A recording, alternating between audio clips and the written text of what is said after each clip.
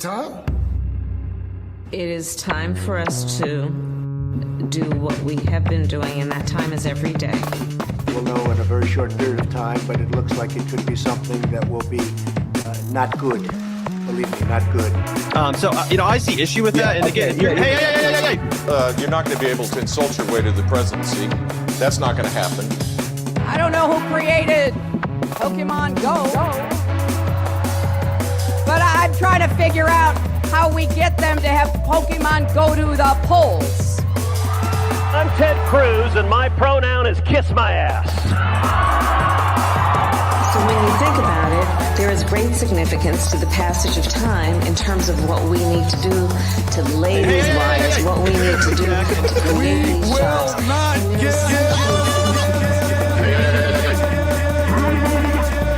America is a nation that can be defined in a single word. I was going to foot. Not good. Believe me, not good.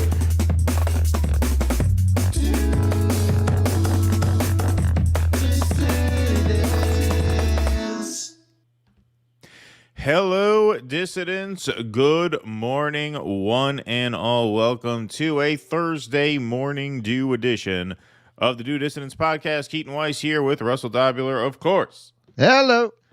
Beautiful to see you all here today. Thank you all for being here on what is our Friday. It's all your Thursdays, but it's our Friday. Closing out 5 shows in a row. Who'd have thought we'd have done that? We had Sunday, then we were on Jimmy Monday, Tuesday, Wednesday, and Thursday, putting in the work. Let's have a little Dolly Parton while we're filing in this morning. We're about that. It's a little pick-me-up. I feel like I could use a little bit of that. Oh, I thought you were going to do it. I didn't know you were. You know your way around a soundboard better than me. Russell knows where all these cues are. He could find one within a few seconds, as you can see right now. Yeah. He's having no problem at all locating Dolly Parton. There you go. Yeah. I don't know my way around this soundboard as well as Russ does. But thank you all. I mean, you haven't added anything in a while. These are becoming increasingly my choices. My last my last one that I added was they've surrendered to the communists. Oh yeah, you threw that one in. Oh, and the screw you one is you. Oh yeah. That one's you. I'm getting home. That one's you. This is me. We're on a mission from God. Yes, indeed. You did it! You murdered my misery! That cue is reserved for China Sims. There we go. Hey, this one is Keaton not a morning person. No, I am a morning person. I'm up at 5:30 every morning. I'm up early. Oh yeah, this motherfucker, man. Because I usually wake up once in the night. Not always. Not last night, but usually. And I'll play like a couple of YouTube videos and go to sleep. And sometimes I'll come across something we should do for the show. So I'll send it over to Keaton at like 4 a.m. And right. About half the time he responds. Right. Yeah. No, I'm usually up. Well, I'm always up like before 6 if Amanda's working.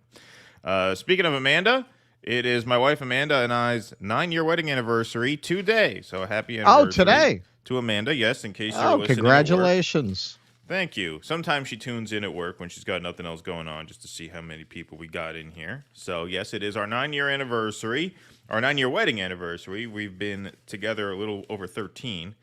But here is, like I said, we have a little one on the way in July, and I promised you guys an ultrasound picture. So we went for the full-body ultrasound a couple days ago. So here's the little guy right there. As you can see. Snap. See his head pretty clear there. Yeah, or as we like to call him, my replacement. Yeah, right. Yeah, exactly. That's the full body ultrasound. And so there's his little head. Looks like he's either blowing a bubble or I don't know what that is. That's the future of the show right there. That's your replacement, really. Yeah, right. Exactly. That's my replacement. Those twins have a kind of psychopathic look about them. They're going to wind up like very David Cronenberg, mass murdering twins. So that one's going to wind up taking over the show. Yeah, there you go. So yeah, that's what we got going on. It might have been. Yeah. Might have been. They were showing me their trophies from all the insects that they had killed in the backyard. So they would like keep an antenna. You know. They're actually real animal lovers. They actually really love animals, which is good quality. Good quality.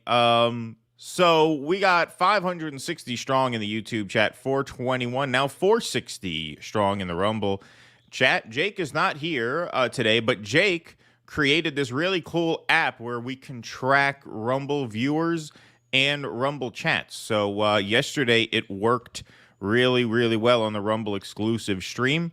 And so we can field Rumble rants today. I feel bad because my dog wants to come in here and sit next to me, but she can't because I don't trust her not to step on the wire, first of all, the Ethernet. And second of all, the dishwasher is running, so I can't let you in because I would have to keep the door open. It would be too loud. I'm sorry. You have to wait. She's very sad. She'll get over it. Dogs are very independent. That's what they're known for. She's very upset. She's very upset. Dogs I'm sorry. are known for being self-starters. If the dishwasher turns off, I'll let you in. How about that? If once it's done, I might let you in. She's looking quite pitiful out there. That's wild. All right, folks. Let's get started with some segments today, shall we? This kind of broke. That's why you can't have dogs until you're rich enough to have a master of hounds. Yeah. I mean, she's pretty cool. She's not hungry. She ate. She drank her water. I gave her water. So I think she just wants to come in. You need a master of hounds. I wish I could. Yeah. All right, come on now. We're going to go out for a walk. Yeah. The master's at work. Yeah.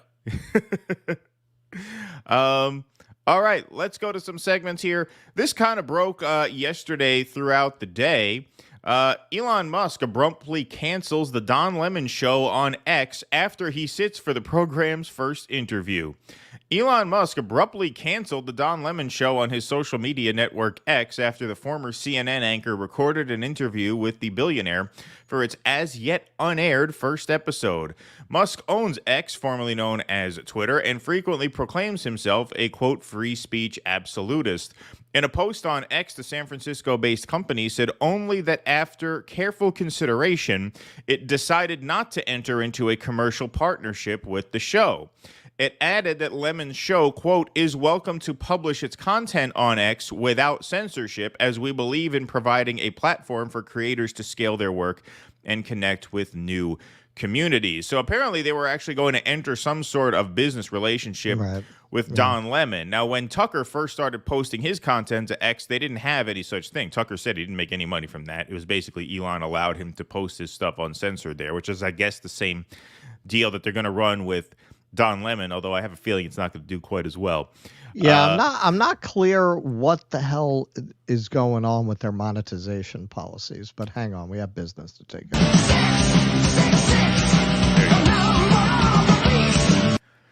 No, the Twitter monetization policies are very weird because apparently it's just case the way by it works, case, like what the fuck are they doing? Apparently they go by replies. Like the more engagement in terms of replies that you get on your posts, like the more they pay you, which is really backwards. Like they incentivize you to get ratioed. Like they incentivize you to I was post just going to say, so troll people. That's the best business model. Yeah, exactly. But if you want to make money, apparently, if they go based on replies, you should just post the most cringe shit you could think of so that you get ratioed, and then the replies are there. Like it's the opposite incentive. They actually incentivize you to create lousy content that people hate. Because the trolling is where the ad revenue is, I guess. Because that's what creates the thread of tweets, and then they stick the ad in. I guess that's how that goes. Yeah, it should really be views like every place else. Yeah, views like every place else. Right, exactly. In a video posted to X, Lemon declared that Elon Musk is mad at me and said he will be airing his interview with the Tesla CEO on YouTube and via podcast on Monday. So apparently after the interview, Don Lemon posted this to his personal X account. Elon Musk is mad at me, and I just put out a statement about what happened between him, me, and the interview that he is apparently so upset about. But make no mistake about this. This is going to be my first episode of the Don Lemon Show this coming Monday, March 18th, so make sure you tune in. This does not change anything about the show except for my relationship with Elon and X. And there's a whole lot that went down, and I'm going to tell you about in the coming days. I know, though, that many of you were not happy that I was doing this in the first place, and you told me so. I just want you to know that I did this deal because not only do I believe in free speech, but I believed that this was the best possible chance for the work that I'm doing to reach the largest amount of people. So speaking of free speech, right? I thought the first person interviewed, no brainer, Elon Musk, the man who calls himself a free speech absolutist. I asked him to do it. He willingly agreed to the interview. Throughout our conversation, I kept reiterating to him that although it was tense at times, I thought it was good for people to see and hear our exchange and that they would learn from our conversation, learn more about him, learn more about me. But apparently, free speech absolutism doesn't apply when it comes to questions about him from people like me. What did we talk about? Why is he so upset? Does he even have a reason to be upset? Make sure you watch it on Monday on YouTube and everywhere you listen to podcasts, and you can decide for yourself. You can even watch it on X because I'm still going to post it there, and I'm sure others will as well. All right, so now he's taking his business elsewhere. AP continues. In a later CNN discussion with Lemon on Monday, anchor Erin Burnett played clips of his Musk interview in which the Tesla and SpaceX CEO grew testy when asked about content moderation and the spread of hate speech on the X platform. So here he is on the Erin Burnett show where she shows a clip. Now, don't forget, CNN is where Lemon was fired from. So this just seems a little fishy that he has this falling out with Elon. Now he's going on his old network, which canned him over those sexist comments about Nikki Haley being past her prime, right? Well, there's the thing with Don Lemon and other people like him. These very broadcast news kind of anchors that were just hired to be pretty and to read the news while being pretty, they've really suffered from the move to opinionating as the core of the job. Because these guys, these William Hurt types, broadcast news, they were just hired to look credible. And Don Lemon could have made. Read the if prompter. Don Lemon had come along in 1970, he would have had a perfectly fine career, and nobody would have really realized that he's a complete bubblehead. But because he has to express opinions in this modern cable news hot take era, it became obvious that the guy hasn't got the brains God gave a coconut. And this is all very consistent with a dumb guy trying to look like a serious journalist. Yeah, when you enter the independent media space, especially, you're in the takes business, right? You can't just read the prompter the way you can on the news, which, like I said, he's good enough. He's handsome. He's got a certain charisma, right? He could do that. But yeah, this is he's a little out of his element, as we would say. Back in the day, Don Lemon would have walked up and gotten his Journalist of the Year award, and somebody would have written a speech for him, and you never would have known he was a total idiot. Right, exactly. But here he is on Erin Burnett. She plays a piece of this interview that was the source of the falling out, apparently. A part of the conversation with Musk where you ask him about hate speech. Here it is. Hate speech on the platform is up. Do you believe that X and you have some responsibility to moderate hate speech on the platform? That you wouldn't have to answer these questions from reporters about the Great Replacement Theory as it relates to Democrats? I don't have to answer these questions. The Great Replacement Theory as it relates to Jewish people. Do you think that? I don't have to answer questions from reporters. Don, the only reason I'm doing this interview is because you're on the X platform and you asked for it. Otherwise, I would not do this interview. So you don't think? Do you think that you wouldn't get in trouble or you wouldn't be criticized for these things? I'm criticized constantly. I could care less. See, this is what I don't understand. In the video that he put out, he said he believes in free speech, and so he thought he should go to X and why not interview Elon about free speech. And it seems like he's grilling him over the fact that he allows too much free speech on the platform. Like, why would you? Okay, so you've been fired from CNN. You have this new gig that apparently is going to pay you something. They had some commercial relationship going forward.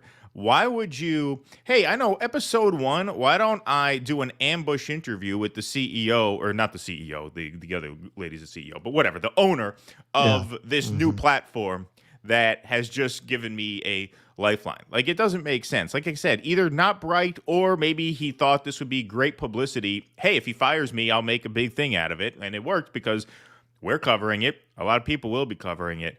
But here is a piece of video that I did not run by Russell. I know I'm supposed to, but I told you, I want your live reaction because this, vis-a-vis freedom of speech online, one of the dumbest things I've ever heard said on this topic. One of the absolute dumbest things I've ever heard said. This is later on in that Erin Burnett interview. I think this is important for people to hear, especially considering how the type of discourse that we're having in the country right now. And he supposedly says this is a public square for all. Maybe we're learning that a public square should not be privately owned. Okay, so far, good, right? Maybe we're learning that a public square should not be privately owned. That's the setup. Listen to the rest of this sentence. Says this is a public square for all. Maybe we're learning that a public square should not be privately owned by someone who doesn't think that there should be any moderation on that platform. So it was interesting because at the end... Stupidest thing I've ever heard. It's the stupidest thing I've ever heard. Maybe if it's a public square, maybe we're learning now that the public square shouldn't be privately owned by someone who doesn't want to moderate content.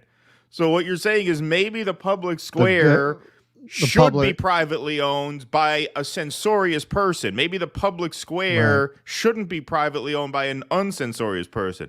I mean, those are the brainworms of Don Lemon. What an incoherent point of view. Yeah, I mean that's just he's too dumb not to give away the game. He's giving away the game. Yeah, exactly. We don't mind these platforms being privately owned by people who will bend the knee to government censorship. Yeah, I mean, he starts out saying, hey, maybe if this is going to function as a public square, maybe it shouldn't be privately owned, ... by someone who's not going to censor speech. What you're saying is you want a censored public square. You're going beyond the private company's defense, right? You're saying, well, we can't have a public square in the private hands of someone who will let people say what they want. What you're basically saying is we shouldn't have a public square. Those middle parts kind of negate each other, right? Wow. Yeah. Well, in assessing what his intention was with doing that interview, okay, his question wasn't quite out of bounds if you were interviewing Elon Musk to ask him a question like that. He asks it more aggressively and pointedly. He's playing to the libs in the way that he framed it. The question's not completely out of line. But yeah, did he want that to blow up? Clearly. So what did he think? It does look like this was his business model, right? He's gonna get a lot of visibility and fuck X anyway, and there are a lot of other platforms I can be on. But this is the thing. You're not going to get an interview with Elon Musk where you can create a viral moment on every episode. So then you're just stuck with selling you. Right. And as we have seen, there's not a lot there to sell.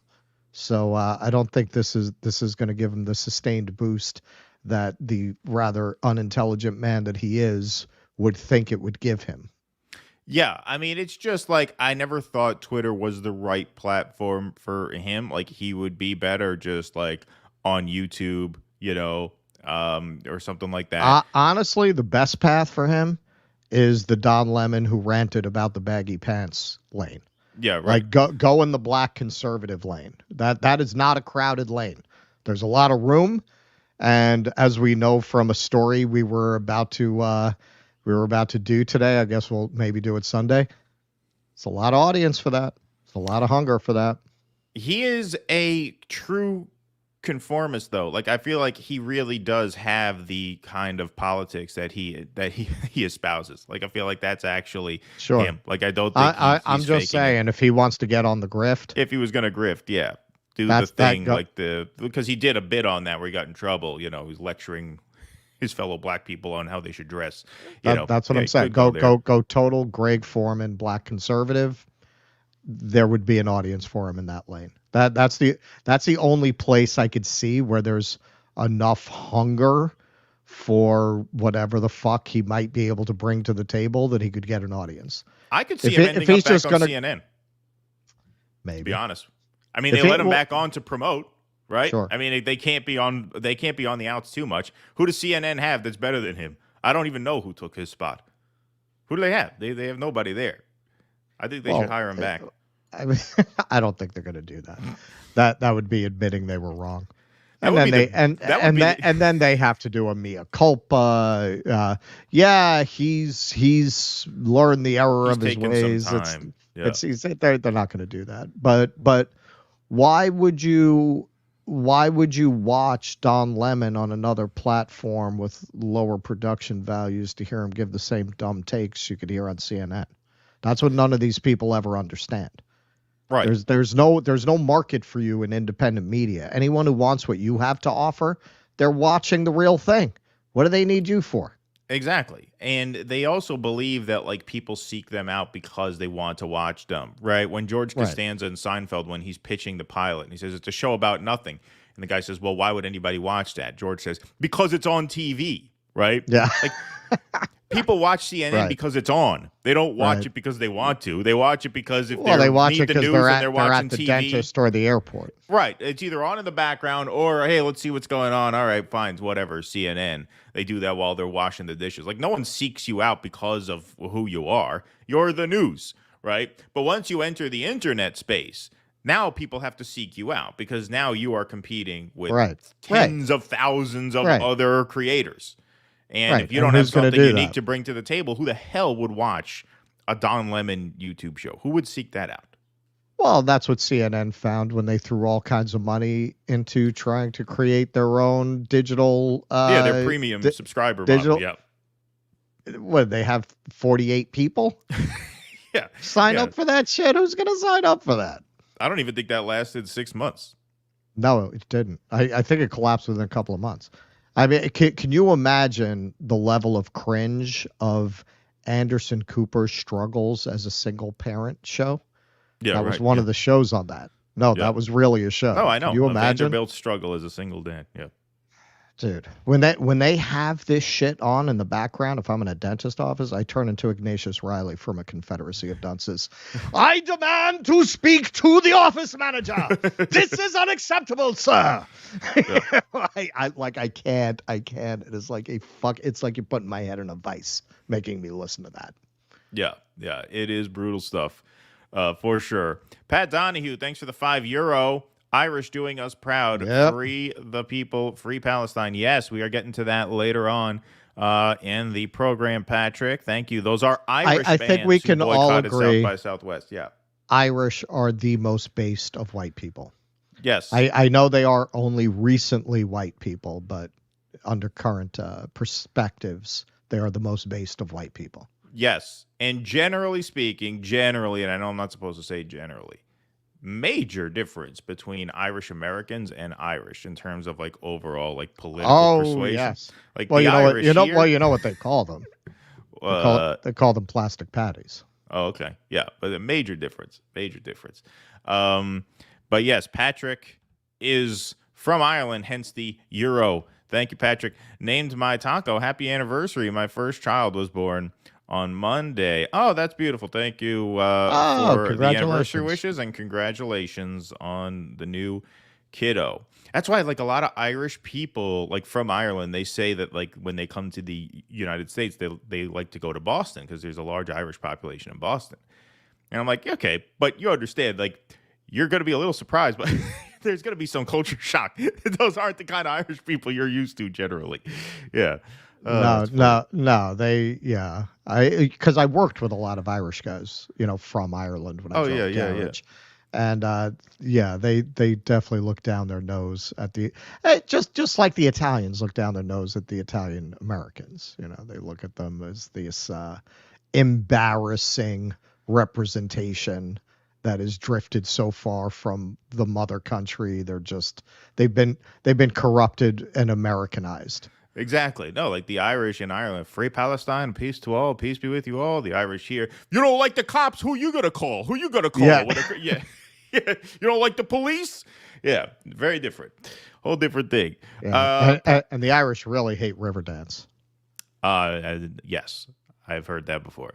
Pat Donahue, thanks Irish American crap. Yeah. Russell is back with his bookshelf. The world is repairing itself. The world is healing. Nature finds a way.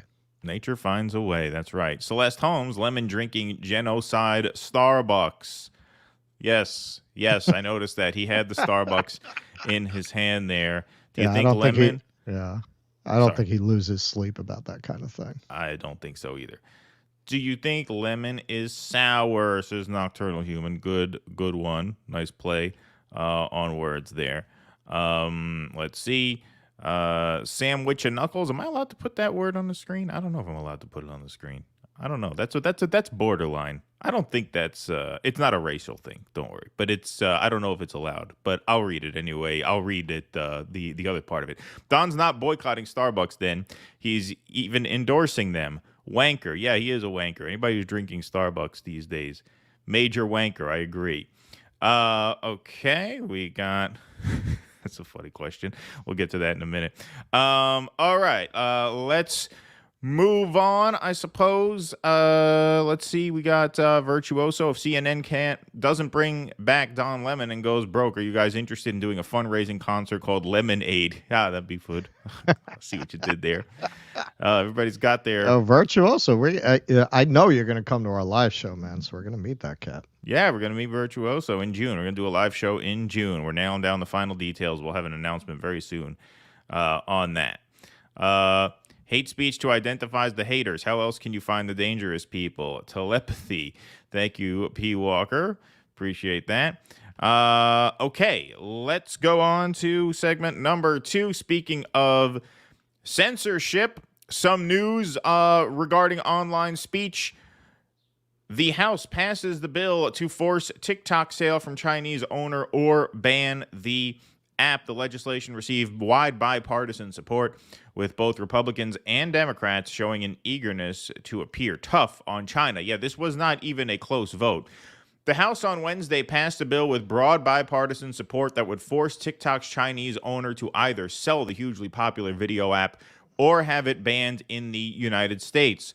The move escalates a showdown between Beijing and Washington over the control of a wide range of technologies that could affect national security, free speech, and the social media industry.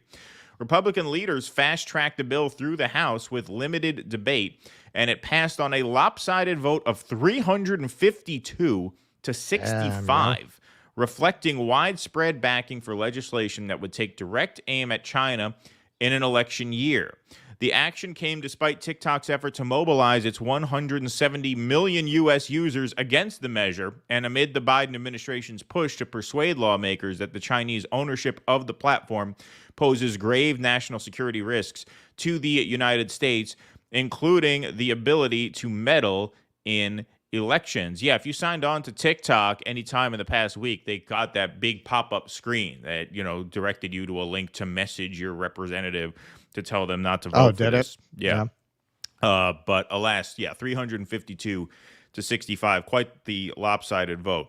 The result was a bipartisan coalition behind the measure that included Republicans who defied former President Donald Trump in supporting it, and Democrats who also fell in line behind a bill that President Biden had said he would sign. So Donald Trump came out against this because he thought that this would give a major win to Mark Zuckerberg, or Zuckerschmuck, as he referred to him in his Truth Social statement. This is what I mean, where sometimes Donald Trump just falls. In the end, New York might hate Donald Trump, but he's our kid. He's one of us, so there's no doubt about that. Zucker schmuck, that is a total New Yorker thing to pull out. Oh, yeah, he's one of ours. That's for sure. And this is a perfect example of what I mean, where like every once in a while, Donald Trump will just stumble ass backwards into the correct position based on something that's kind of unrelated. I mean, it's not totally unrelated, but his beef with Zuckerberg is more personal, really. Right. And so just to screw him, he wants to keep TikTok. Even though, we all know Trump's rhetoric on China is it's like Mr. Magoo. Right. It's like he's the Mr. Magoo of politicians. Exactly. It just kind of stumbles out onto the beam when he falls out the window. Right. Exactly. The bill faces a difficult road to passage in the Senate, where Senator Chuck Schumer, Democrat of New York and the majority leader, has been non-committal about bringing it to the floor for a vote, and where some lawmakers have vowed to fight it. And even if it passes the Senate and becomes law, it is likely to face legal challenges. But Wednesday's vote was the first time a measure that could widely ban TikTok for consumers was approved by a full chamber of Congress. The app has been under threat since 2020, with lawmakers increasingly arguing that Beijing's relationship with TikTok's parent company ByteDance raises national security risks. The bill is aimed at getting ByteDance to sell TikTok to non-Chinese owners within 6 months. The president would sign off on the sale if it resolved national security concerns. If that sale did not happen, the app would be banned. So, like I said, and like the article says there, this passed with sweeping bipartisan support, but there were a couple of dissenters, most notably Thomas Massey. Here's what he had to say about this. Described the TikTok application as a Trojan horse, but there's some of us who feel that either intentionally or unintentionally, this legislation to ban TikTok is actually a Trojan horse. Some of us are concerned that there are First Amendment implications here. Americans have the right to view information. We don't need to be protected by the government from information. Some of us just don't want the president picking which apps we can put on our phones or which websites that we can visit. We don't think that's appropriate. We also think it's dangerous to give the president that kind of power, to give him the power to decide what Americans can see on their phones and their computers. To give him that sort of discretion, we also think is dangerous. Now, people say that this TikTok ban will only apply to TikTok or maybe another company that pops up just like TikTok, but the bill is written so broadly that the president could abuse that discretion and include other companies that aren't just social media companies and that aren't, as some people would believe, controlled by foreign adversaries. Again, we're giving the president that discretion to decide whether it is controlled by a foreign adversary. There were some people who were legitimately concerned that this was an overly broad bill, and they got an exclusion written into the bill that I want to read. It says the term covered company does not include an entity that operates a website or application whose primary purpose is to allow users to post product reviews, business reviews, or travel information and reviews. Why is this exception in the bill? Why did somebody feel like they needed this exception if the bill itself only covers social media applications that foreign adversaries are running? These and other questions we hope to answer in the course of this debate, and I reserve the balance of my time. The gentleman from Kentucky reserves the... So there you go. That's a pretty thoughtful critique of this bill. Yeah, pretty based. Americans have the right to pursue information. And so to cut off information certainly is not in the spirit of upholding the First Amendment values that we supposedly hold so dear. So I thought that's a pretty well-founded argument. Now for a counter-argument, here's Nancy Pelosi demonstrating why typically happy hour comes after work. That's how I would describe this video. Not an attempt to ban TikTok. It's an attempt to make TikTok better. Tic-tac-toe. A winner. A winner. That's the counter argument, folks. Let's hear that one more time in case that was a little hard to digest, because it was pretty conceptual stuff there, right? Sometimes you got to watch that a second time. This is not an attempt to ban TikTok. It's an attempt to make TikTok better. Tic-tac-toe. A winner. A winner. I could maybe, that was her interpretation of Beckett. Maybe I understand why they're so afraid of China, because China's government is just so much more serious than ours. Maybe that's why they're afraid. Maybe that's why they're afraid of China so much. I mean, when you have half-wits like this making statements like that on the floor of Congress, I understand why they're afraid they'd be outfoxed by a foreign government. That's a valid fear. All right, so as much as it pains me to do it, let me try to explain what she's probably trying in her martini-addled way to say. This bill does open the door and seems to actually prefer, if I'm understanding correctly, that China's the parent company ByteDance divest itself of TikTok. So this is probably what she means when she's saying it's to that's what, right. They're trying make to it get better. That foreign influence out of there, right? They're trying to get the foreign influence out, but they want to keep the TikTok. Interestingly, Rumble has expressed interest in buying TikTok should it go up for sale, should they go that way. We're trying to get them to keep the twerking and censor everything else. Yes. And because there was a little back and forth about this, I did some research. Yes, all American social media companies are banned in China. The collection of regulations and requirements that effectively create that ban are often known as the Great Firewall. So the idea, this is an aggressive move. Well, it's no different than what they do, where they would never let a social media company of the United States just operate in China unregulated. Now, that doesn't mean I support the bill, but I think the argument that somehow we're doing something that China doesn't do, it's just not true. I mean, they do very famously make sure foreign companies are not allowed to just be on their internet like that. Has anybody made that argument, though? I've never heard people say that they don't do that. I've heard people say that this is aggressive. When I brought it up, somebody said you just have to follow their rules, which effectively, yeah, you can't. You can't. The rules you would have to follow, you're basically giving up control of the company within China. But China's not really the target of this. The target of this are young people who are being politically influenced by things that the government does not want them influenced by, especially as this Israel-Gaza issue threatens to cost Joe Biden the election because young people are fleeing him. Well, this is the question, though. You know, Glenn did a really good segment on this, and something that he pointed out was that TikTok has offered to let the U.S. government control their content moderation, that they've hired people who were veterans of the Twitter files efforts at censorship. They've hired them over to TikTok basically to curry favor. So what Glenn is claiming is essentially that TikTok is perfectly willing to do that kind of censorship if the government will work with them in coordination. And he also pointed out something that I really hadn't thought of. I don't have enough knowledge in this area to have really thought of it. He pointed out the idea that they're using TikTok to gather all the user data. That data is available to everybody. Google, all of these companies collect the same data.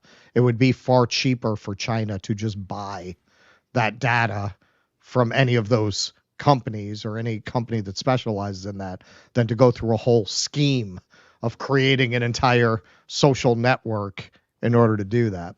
So, those are a couple of good points that he made in regards to the danger. So is it pure xenophobia? Is it purely trying to just grandstand? Yeah, probably. I mean, he pretty effectively knocked down the arguments that they would make in favor of this bill, the idea that it's being controlled by China, that they're not amenable to that kind of censorship, or that they're using it to gather data. Yeah, let's go to this video here, because this is from a few months ago, as I understand. This was from Nico House's Hotspot. He posted this, and this was obviously post October 7th. I couldn't track down an exact date on it, so this is not exactly this is not breaking, but it's fairly recent. Here's a conversation about TikTok with Jonathan Greenblatt from the ADL. This will give you a real idea of why Washington wants to crack down on TikTok. Frank about it. We've been on this show. Let's speak frank about it. We've been on this show. We've talked about Instagram. We've talked about Twitter or X, and you've seen my back and forth with Elon Musk. But we need to talk about TikTok. TikTok, if you will, is the 24/7 news channel of so many of our young people, and it's like Al Jazeera on steroids, amplifying and intensifying the anti-Semitism and the anti-Zion with no repercussions. See, very slickly trying to conflate anti-Semitism and anti-Zionism. Of course. In a way that he didn't even finish the word Zionism that first time. He's like, anti-Semitism and anti-Zionism, not saying they're the same thing, but they are. Okay, moving on. Right? Just trying to very sneakily put that in there. Semitism and the anti-Zion with no repercussions. I've got to ask, Joe, like there's been a lot of lamentations about the fact that TikTok's ownership is Chinese, but you know what? Oracle owns 10% of the company. General Atlantic owns a piece of the company. Our friends at Sequoia Capital own a piece of the company. So does Sequoia and General Atlantic, does Oracle want to be responsible for spreading anti-Zionism and anti-Semitism? It's time to talk about TikTok. And I think we need members of Congress to be asking them, why aren't they doing enough? And let me be clear. I've met with Shou Chew, the CEO. I've talked to their leadership, but it is long past time for TikTok. I take my family to Shou Chew's restaurant every Christmas. We get takeout after the movie. On the way home from the movie theater, we always go to Show Choose. Okay. Yes, this would be my take, but I got to say, Glenn made a pretty effective argument that kind of turned me around on it, which, again, I'm not an expert in this area, but I do trust Glenn's journalism. And he basically said that TikTok has said, what do you want? What do you want? Tell us what you want taken off the platform. So if that's the case, then this isn't an argument. I don't know. I'm going by what he's saying. Yeah, it seems to me here. We'll let this play. And its owners and its investors to step up and say, enough. We're going to take action. Yeah. Frank Ford, do you have teenage kids? I do. So you know what I'm talking about. Yeah. Like, it is amazing what our children, what their friends, what younger people are getting, the unfiltered anti-Semitic bile. He almost said unfiltered truth, but there's like unfiltered anti-Semitic bile. Well, I haven't seen any anti-Semitic bile. Where is I'm that? Jewish. There's where no anti-Semitic bile. Right. Of course. Well, that's the segment we did the other day about Time and the Atlantic. They're just going to keep repeating it in the effort to make it true. Exactly. They're just going to keep saying that anti-Zionism is anti-Semitism.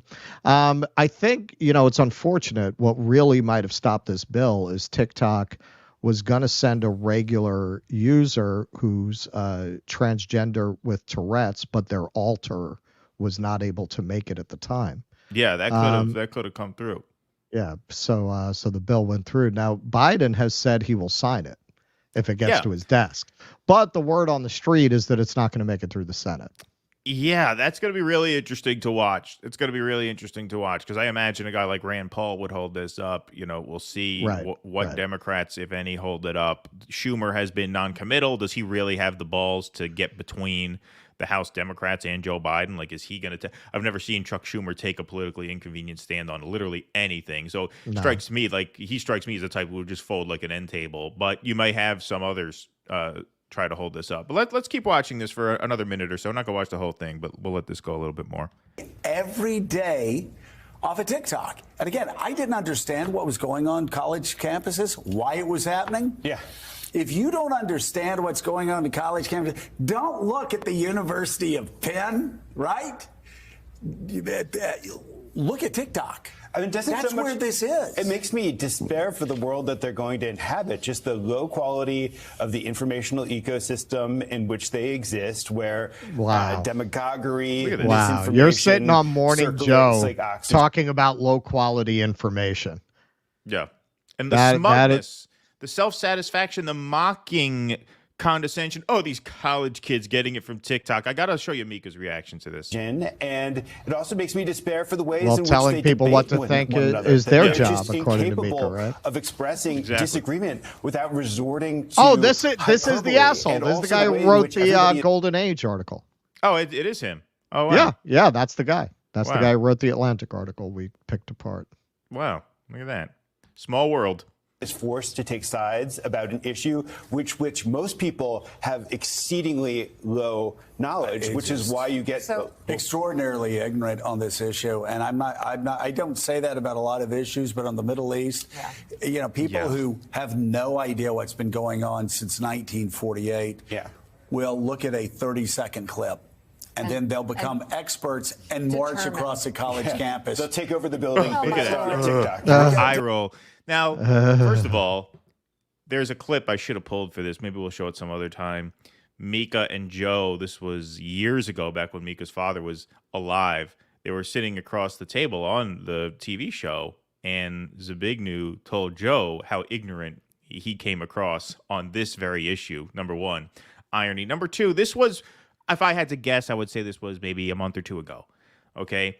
Look at the laughing. This is an extension of what Caitlin Johnstone was talking about when she said, watch what you say because you're going to be judged for it. She was talking specifically about social media, but it applies to cable news too. There's now video of, they're ignorant. They think they could learn the whole history of this in a 30-second TikTok. I mourn for the world they will inhabit where they think they have wisdom and we don't. Well, cut to 2 months later or whenever this is, however many days or weeks later this is. Now you have kids starving to death mothers unable to milk their newborn babies, mothers dehydrated, making it extremely difficult and dangerous to give birth in the first place. If the violence stopped right now, it's estimated a few thousand children would die of starvation. And here you are on camera like a couple of morons mocking college kids for protesting this because they were to get their information. TikTok. This video is forever. You'll never be able to erase this, and you will live in great shame for having acted like this on the air. You will.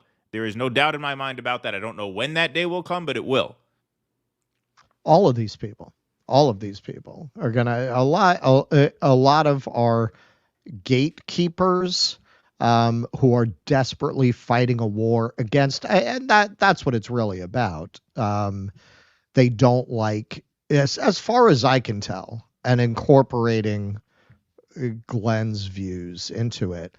So what's their big issue? TikTok has the most penetration with youth. Exactly. And it's the most visible example of a platform that's completely getting around their narratives. Exactly. That's so clearly their issue with it. It's so clear. Just look at that segment. That's clearly the issue. And they can say they're willing to censor, but you can't just ban pro-Palestine content, and there's too much of it coming in to catch all of it. That's why I would say that's more where they're coming from. But sorry. They'd like to. That's why they will not give up the anti-Zionism is anti-Semitism, and it's funny. They always do this where they go, "I'm not saying that it's the same," and then they go on to make the argument that it is the same. Right. But they'll always qualify it. Say, no, I'm not saying it's the same. It's totally legitimate to criticize Israel, but there's this disgusting anti-Zionist content. It's anti-Semitic. So what the fuck are you talking about? Yep. What the fuck are you talking about? It's very funny that they feel a need to make it clear that they support First Amendment rights to protest, and then we'll just continue to argue that when you exercise that right, you're being anti-Semitic. Exactly. Very well said. Couldn't have said that better. Julia MR, Lemon censored COVID dissidents as haters, called them right-wing fascists, love lockdowns, mandates, and punishing the unjabbed. Of course he did. Yeah, I mean, that was the party line on CNN, right? Hey, guys, helping do dissidents make more than minimum wage. Thank you, K Nuts. Appreciate that. Thank you very much. Let's see here. Oops, I forgot to take these off. Okay, Roy the Goy. Russell, what in your opinion is Keaton's most irritating habit or personality trait? Man. Be honest. I don't think he would do this again. But I know because I have a kind of acerbic way about me very consistently. I'm thought of as like the hothead. Keaton is very okay. You know what I used to say? Mellow horses in a lot of ways are more dangerous to drive than really fiery horses. Because when you're driving a fiery horse, you always expect them to pull some shit and you drive them that way. Right. When you got a mellow horse, any horse, man, they've evolved for thousands of years to run as a response to feeling threatened. Doesn't matter how mellow the horse is. One night, that fucking horse is going to take off on you, and you're not ready for it. That's Keaton. Right. That's Keaton. I make him nervous during the interviews. He's mellow, and then, you know what? Fuck you. Fuck your whole fucking family. I wish your grandfather had died so you wouldn't be here.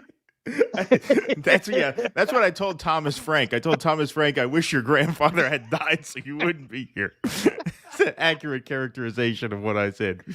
Yeah. No, yeah. Keaton is unpredictably tempestuous. Yes. So you don't see it coming, man, because you don't have your hand. See, when you're driving a wild horse, your hands are always on the reins. You're always in contact with the mouth. You got a mellow horse, man. It's just, and then all of a sudden, Keaton will fucking kick out the fence. It's like, Roy the Goy, Keaton, you bumped my first rant into the next segment. I'm bumping my next rant to the year 2030. Good job. Thank you, Roy the Goy. I think Roy the Goy will come back. I think Roy the Goy likes us too much. It's funny.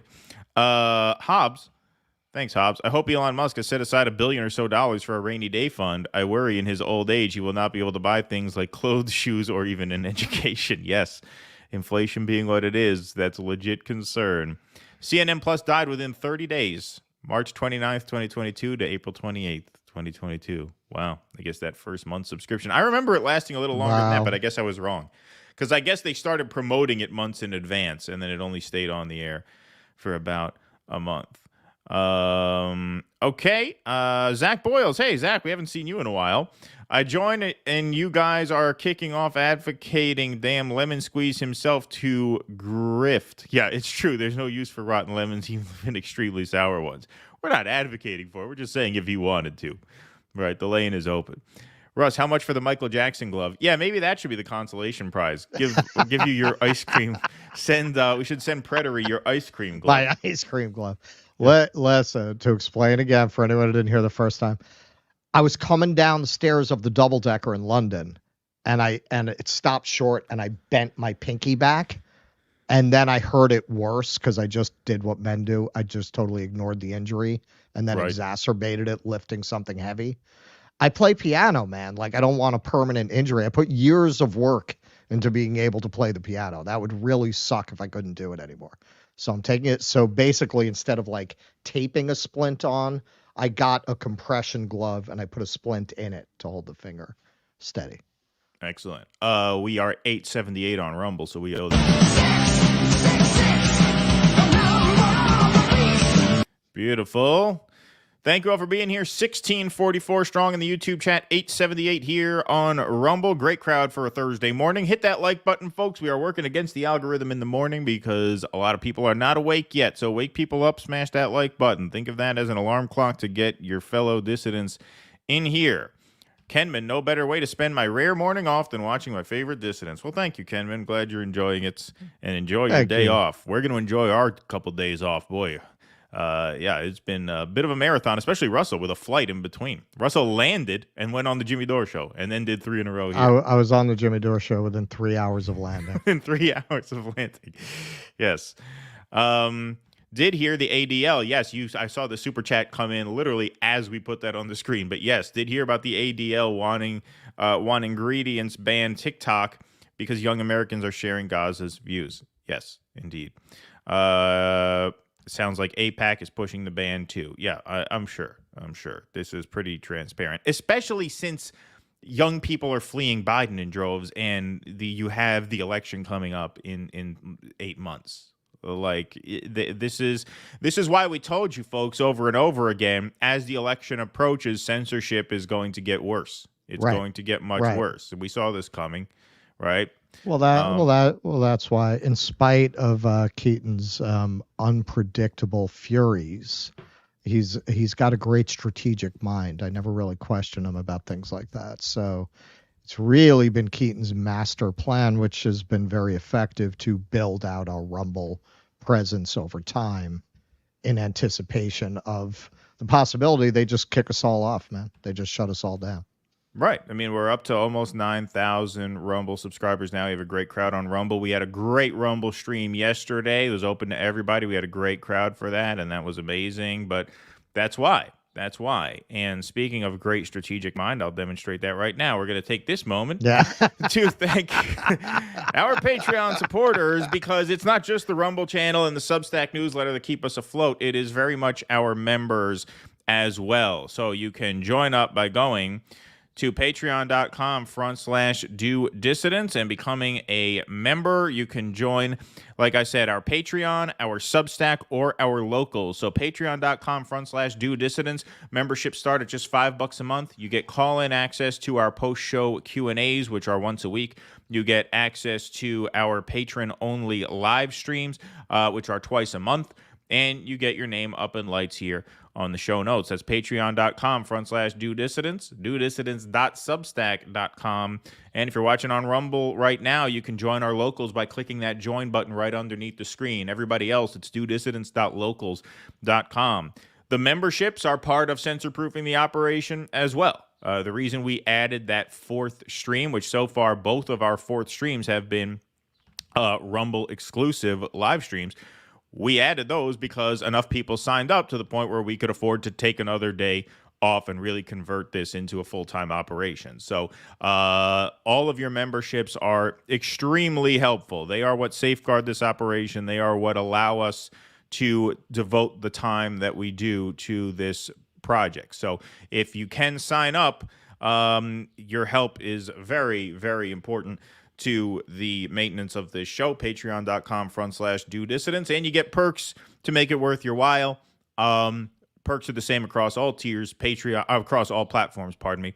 Patreon, Substack, and Locals.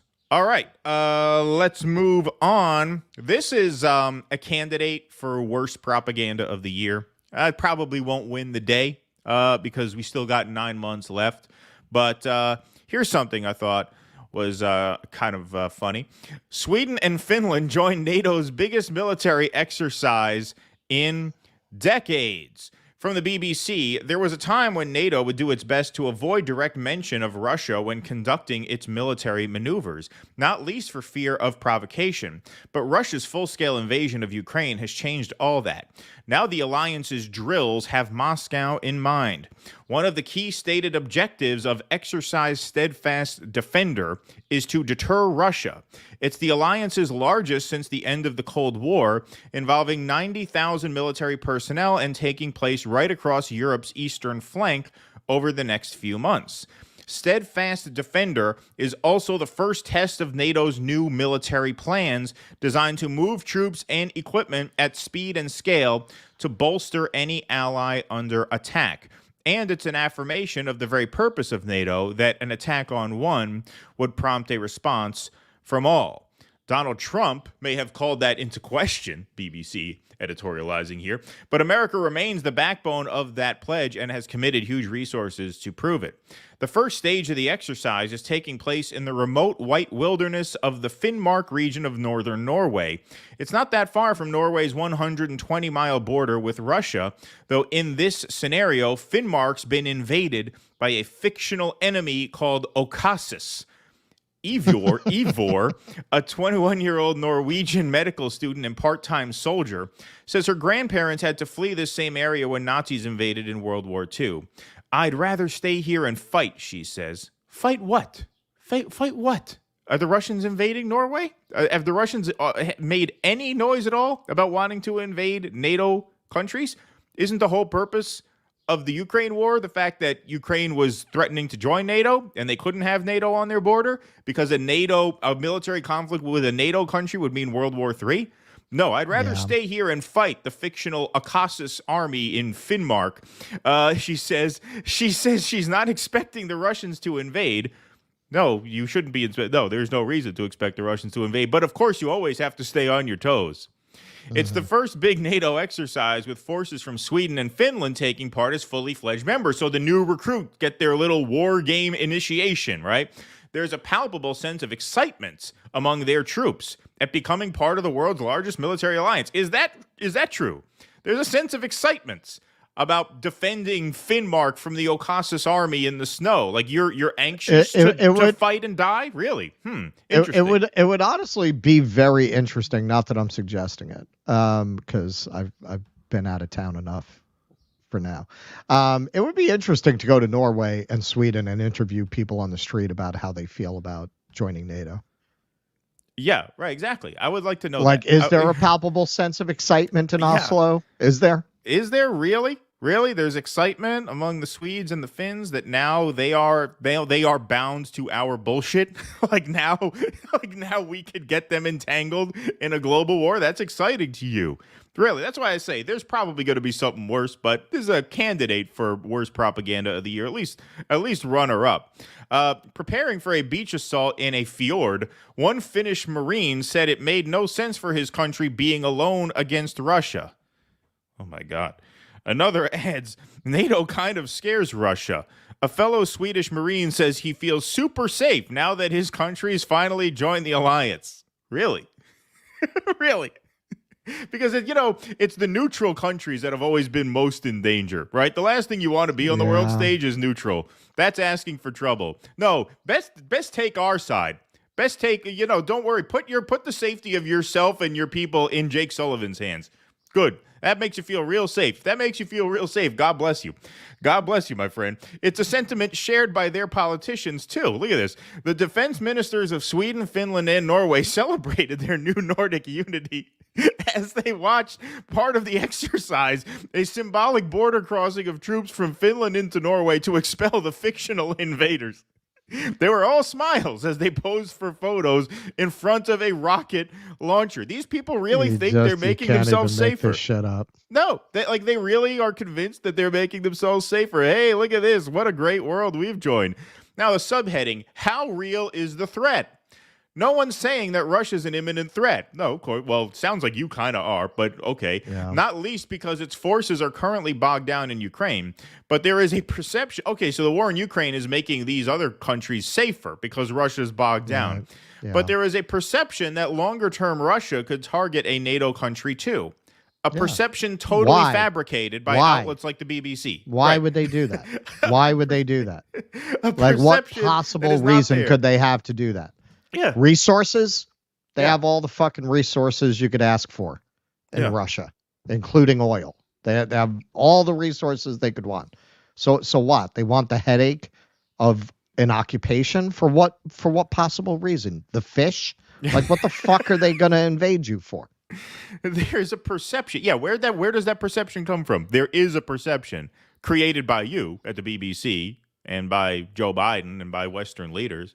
Who could have given them this idea that longer-term Russia could target a NATO country too? One of Sweden's most senior military commanders has no doubts that Moscow's ambitions go further than Ukraine. Based on what? Based on what? Did you interview him? Did you ask him why? Let's see. Lieutenant Governor Carl-Jean Edstrom says it's a question of time. I'm sure Russia is a threat, yes, and we need to be stronger in the coming 5 to 10 years. Again, based on what? NATO, he says, must use that window to strengthen its armed forces. Several other European military chiefs and senior politicians have also warned that Russia could attack a NATO ally within the next decade. Again, based on anyone can say anything. Yeah, anyone can say anything. Right. Oh, so they said, wow.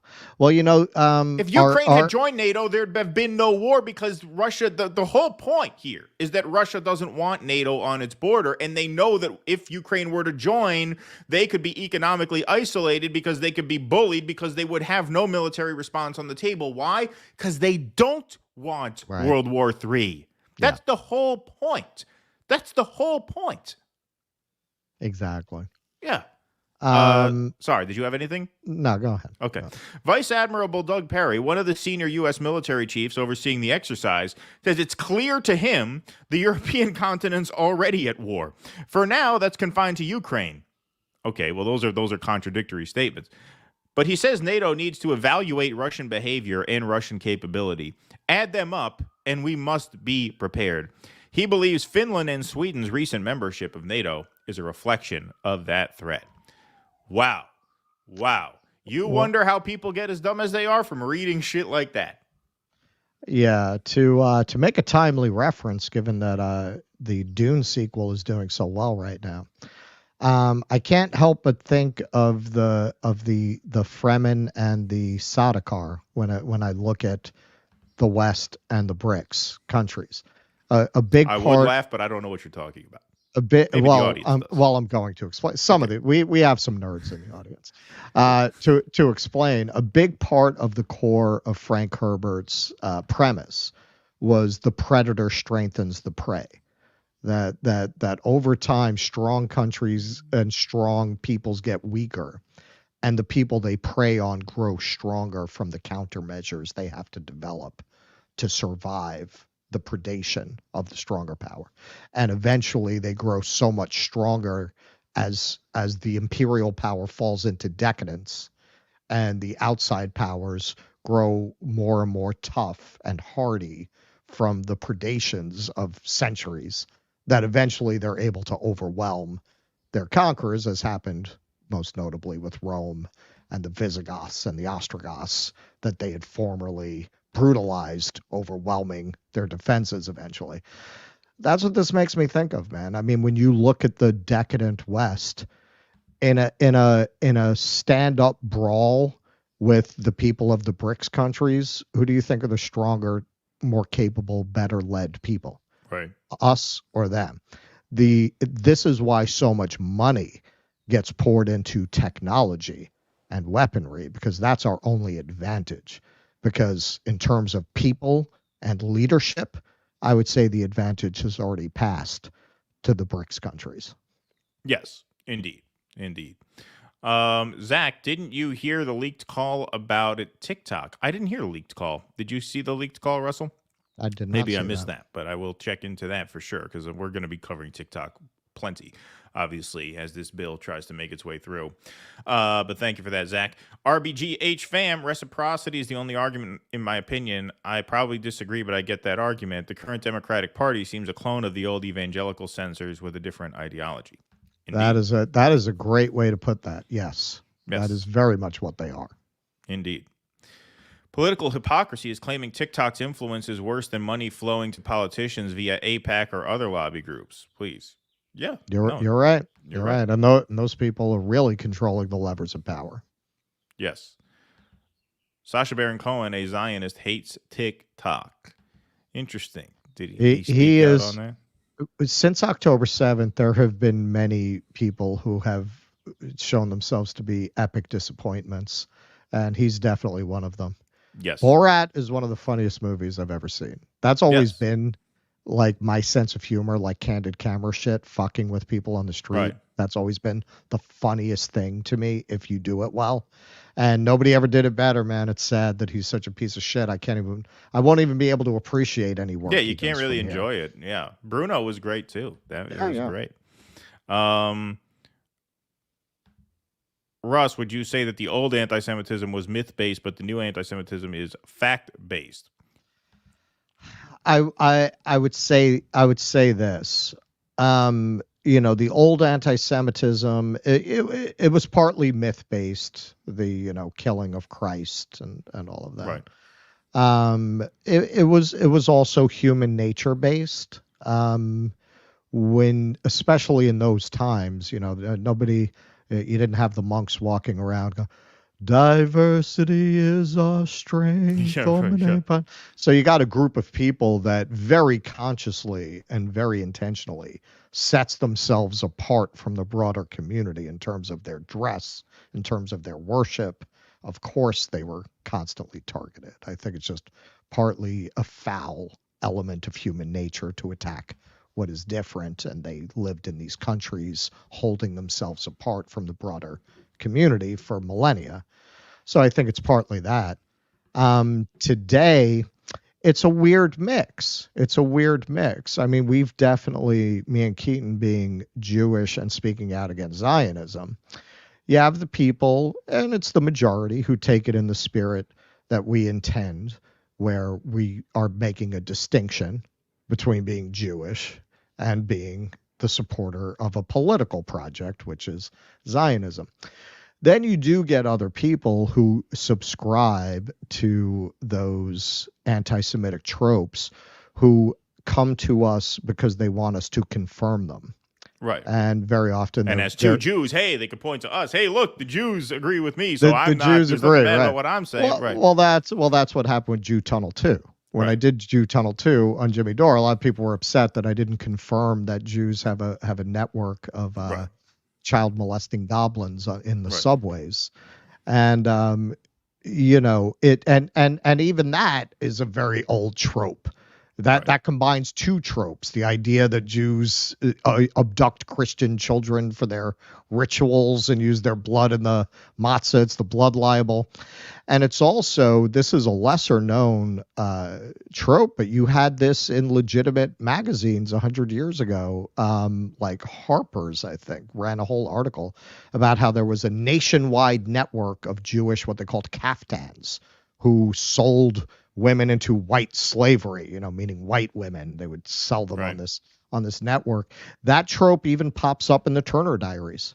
In the Turner Diaries, Turner, the protagonist, holds a woman to account for cooperating with Cappy the Dyke, shall we say, Although, is that any better?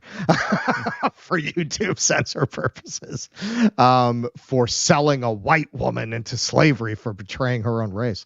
So that combines kind of two tropes. So it's unfortunate because we want to speak out about this, and we're going to keep speaking out about this.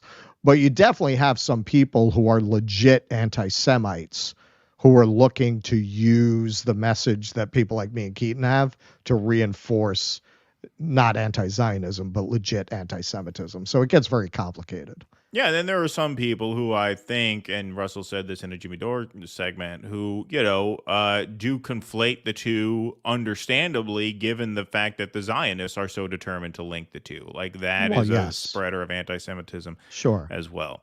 Well, that's a point that we keep making, that you want to stop anti-Semitism, refute the state of Israel.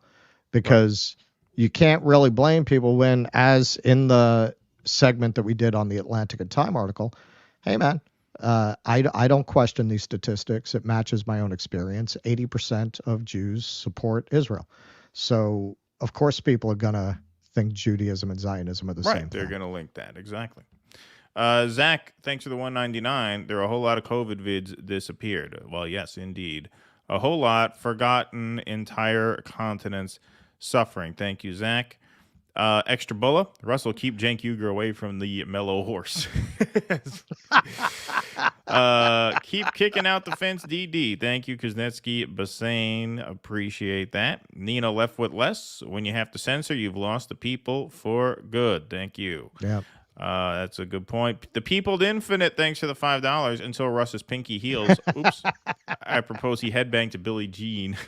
Love used Jews. Great show. Thank you, The Peopled Infinite. Appreciate that. Okay. Made it in time to watch my two favorite dudes. Thanks, Jay Tolbert. Wanted to give you all a little something. Keep up the awesome job. Thank you very much. It's very kind of you. Okay. Take a pic says TikTok will be sold to a Zionist-owned media company, so only their propaganda is allowed. Don't worry, Greenblatt. Well, he was saying how he had these relationships with people who had part ownership stakes in the company. Right. The problem is with TikTok, the thing that makes TikTok a little harder to censor is there's just such incredible volume because it's all short form stuff, Right. Good morning, gentlemen, says Henry DeShazo. Happy to see my name there. Oh, great. Yes. Thank you, Henry. Happy you signed up. Happy we signed got up. Dr. Nick on there? Well, no, because Jake's not here. We have to. We'll have them on first. The new names will be on for Sunday since that's the night show. You got to send me these addresses. That's one of the things I got to do while I'm in New York. Yes, we'll do. All the mailing. For sure. Listen, if you signed up during the Mardi Gras swag promotion and you didn't send your address, send it. Yeah, send a message through Patreon for sure. March 28th deadline. Steadfast defender equals bullshit way to spend money and spread the propaganda that Russian wants to invade. I don't know, Amsterdam for free pot. Yes, exactly. Fish is derogatory, but yes, it's due to the fish. Thank you, Zach. Have I mentioned that I love you guys? I think you have, Putz the Mouse, but thank you very much for reaffirming that. Okay, let's keep going. Russell, you're up. This is yours. All right, hang on. I told you this plug is dicey. I better plug this in because I could literally lose power while I'm doing the segment. All right. 1 second. We'll take some more super chats then. Zach, at least 12 times over the past 120 seconds. Thank you, Zach. Rob Smith, thanks for the super chat. Keep up the great work, guys. Many regards from Denmark. Thank you, Rob. Thank you from Denmark. Well, nice to see a nice Euro audience here. Got a lot of international stories on the show today. Okay. Let's. Are you all set? You good? Yep. All right. I'm set. Cool. All right. Okay. So this is kind of a part 2. Yesterday, check it out on our Rumble.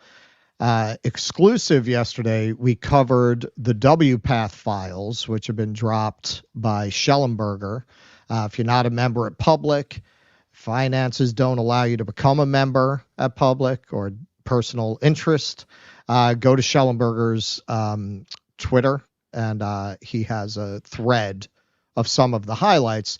But the main health organization that is always cited as setting the standards of care. And yes, the best science that we have shows that transitioning minors and an affirmative care model is scientifically proven and it prevents suicide. So a whistleblower from within WPATH presumably leaked these files to Schellenberger, and it revealed it's all bullshit. It's all total bullshit. They know it's not based on any science. They have internal conversations acknowledging openly that children can't give informed consent. It's impossible because they don't even understand the issues involved. They know all that. They're telling you that they don't. They're calling you a bigot if you make that claim, but among themselves, they acknowledge it. So the wall is crumbling. This ideology is crumbling, as it was always inevitably going to do, because it was never based in fact. It was never based in science. And now you're seeing one country after another, not coincidentally, I believe, in countries where they have not-for-profit healthcare, unlike the United States, they are banning these procedures based on the evidence. So no sooner did the WPATH files drop, I think this was the same day or the next day, the UK bans puberty blockers for minors. Remember, they told you it was safe and effective, fully reversible. Even our own CDC now has backed off on that position. Puberty blockers used to delay the effects of puberty will no longer be available to anyone under age 18 being treated by the state-funded NHS, a decision Junior Health Minister Maria Caulfield said would ensure care is based on evidence, expert clinical opinion that is in the best interests of the child. The NHS called for an independent review of gender identity treatments for minors in 2020 amid a significant increase in referrals to the Gender Identity Development Service, which is scheduled to close at the end of March. Side note, editorial note, part of what they're talking about here is the number of adolescent girls claiming to be transgender rose in England by 4,000%. 4,000%. So a lot of people, in trying to argue this is not a social trend or a social contagion or mass hysteria, will point out that once it was no longer stigmatized to be left-handed, the number of left-handed people went up. And once it was no longer stigmatized to be gay, the number of people identifying as gay went up. You're talking about like 10%. 20%, not 4,000%. There's never been anything like that in history. So moving along, the agency released an interim report from its review in February 2022, which indicated a lack of consensus and open dialogue about gender dysphoria while questioning how medical professionals should respond. There are fewer than 100 children on puberty blockers who will continue their treatment at Leeds and University College London Hospital. So the bills that are being passed in a lot of Republican states that basically ban this kind of care mostly also have that exception that if you're already in this treatment, you can continue it, although not all. Former Prime Minister Liz Truss called for the British government to support a bill proposed last week that would prevent the private sale of puberty blockers. The NHS said it hopes to have a study about the long-term effects of puberty blockers by December.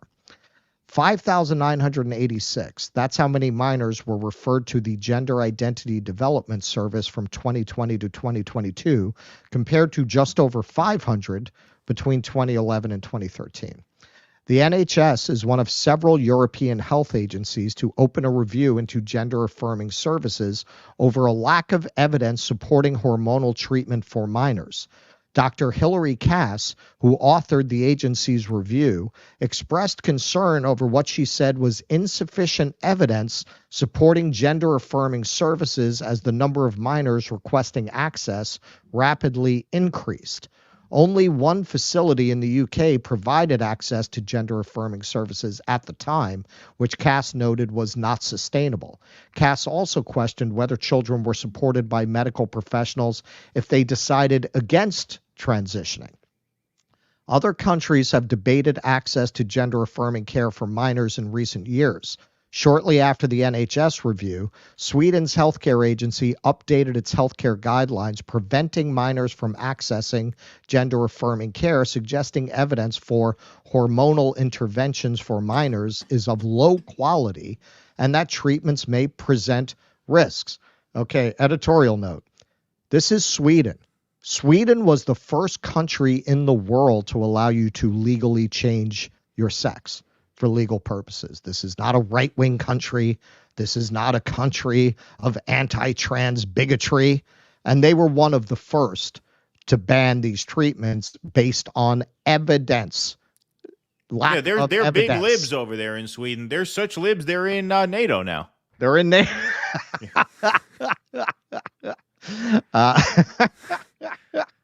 Several states in the U.S. have sought to ban or restrict access to certain types of gender-affirming care for minors, despite opposition by organizations including the American Medical Association and American Academy of Pediatrics, which, to be clear, those are not scientific bodies. Those are lobbying groups. Those are industry lobbying groups.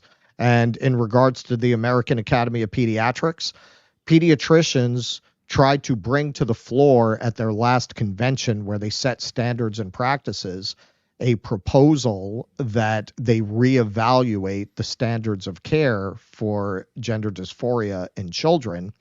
And they changed the entire procedure for raising motions so that no one could ever again propose a motion that's not approved by the Central Committee.